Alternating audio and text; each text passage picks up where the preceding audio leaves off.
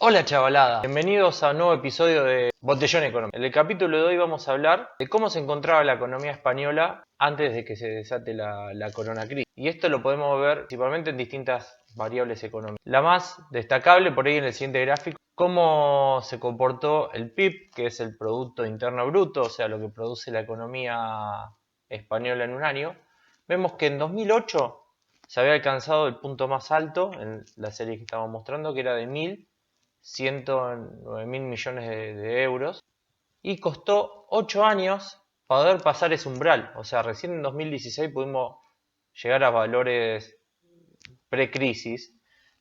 Detalle técnico, no importa si es a precio de mercado, precio constante. Quería aquí mostrar lo que era la cuestión de costó salir de la crisis 2008. Otro gráfico que nos permite entender un poco más cómo venía el comportamiento en crecimiento, veíamos que hasta 2007 la economía venía, la verdad que a un buen ritmo, era la época dorada de crecimiento económico. 2008, después vemos lo que es un poco la caída, porque la crisis financiera se desata con la caída de Lehman Brothers en septiembre del 2008, entonces recién termina impactando de lleno en el año 2009. 2009, a partir de 2009 vienen 5 años de vacas flacas de caída del PBI, destrucción, ya no era que crecíamos poco, es que estábamos destruyendo valor. Recién a partir de 2014 pudimos empezar a salir un poco, pero costó. Es más, 2019, el último dato que hay en la serie de PIB de España, vemos que se había crecido menos de lo que era la proyección del Ministerio de Economía y de la Unión Europea. Y encima agrego las proyecciones para el año 2020, que ya están empezando a arrojarse, que estamos hablando de mínima, una destrucción de la economía española para este año del 9%. Otro de los puntos a destacar es el tema de cómo fue la recuperación de la economía. Veamos que en 2008 se había alcanzado un PIB per cápita, o sea, el PIB per cápita es el total del tamaño de la economía española dividido por la cantidad de habitantes. Número sencillo. Lo que no dice nada es cómo está distribuido, o sea, es que supuestamente cada uno de los españoles, por ejemplo, en el año 2019, tenemos cada uno 26.420 euros de ingresos en un año. La verdad que muchos, estamos muy lejos de ese valor. Entonces el siguiente valor ya empieza a explicar un poco cómo también se había recuperado, en qué forma se había recuperado la economía española. Porque si bien las rentas totales habían vuelto a valores pre-crisis, entre valores de euros, millones de euros, no se distribuyó de una forma equitativa. Es más, la masa salarial, o sea, el conjunto del peso de los salarios en la economía habían perdido 6 puntos. Y ahí, hablando ya un poco del salario y del trabajo, es el otro punto a destacar, digamos, de cómo estaba la economía española. O sea, en 2020 nos agarró con un paro, con una cantidad de desempleados del 13,7%. Valores muy altos todavía y lejos de ese valor del 8,5% de desempleo que había en el cuarto trimestre de 2007. O sea, estábamos todavía 5 puntos arriba. Estábamos mejor que el punto de desempleo más alto de la crisis, que fue en 2013, que era de 26,7%, que afectaba mucho más a los jóvenes porque uno de cada dos estaba desempleado. Pero es verdad que cuando se desata el confinamiento o la corona crisis, había 3 millones de trabajadores o de ciudadanos buscando trabajo. Y la particularidad es que la mitad, 1,5 millones, era desempleados de largo plazo, o sea que no se habían ni podido insertar al trabajo de forma constante.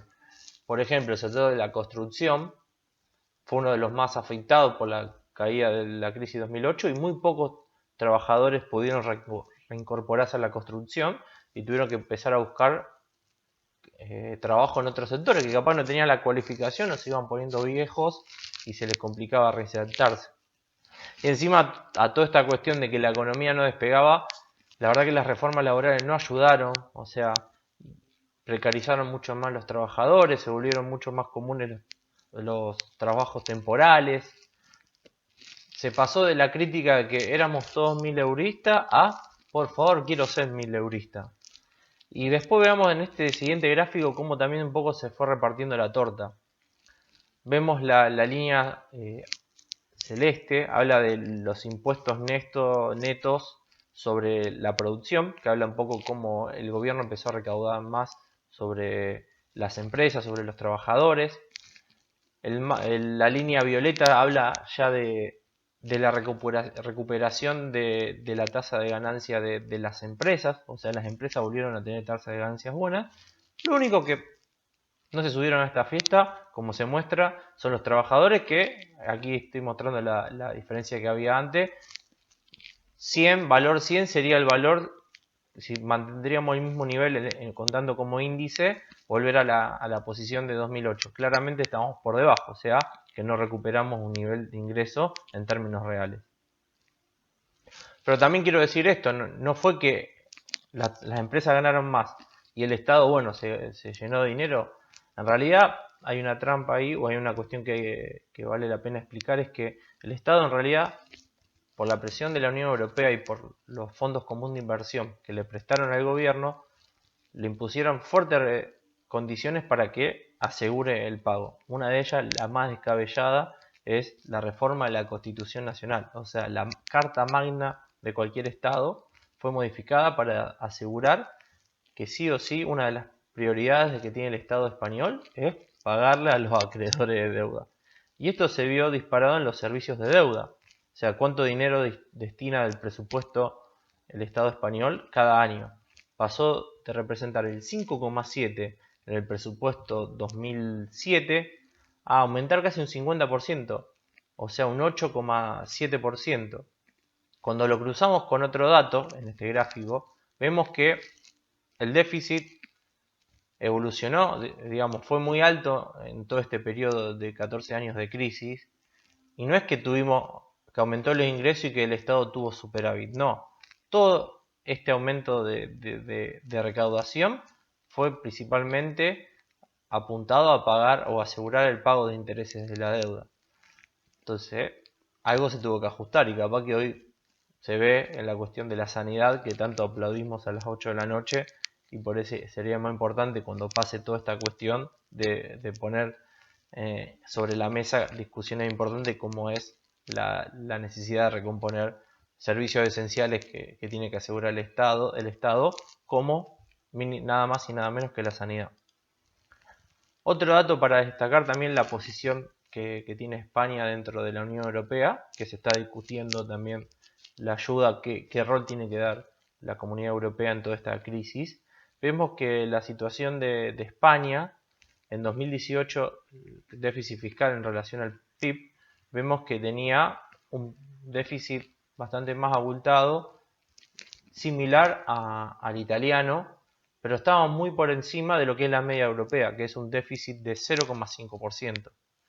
Y encima, si cruzamos todos datos, en lo que muestra el gráfico, que Alemania y Países Bajos son administraciones superavitarias, empezamos a ver por qué tienen cierta resistencia a tratar de emitir deuda para aplicar políticas sociales para contener la debacle económica que está generando el coronavirus.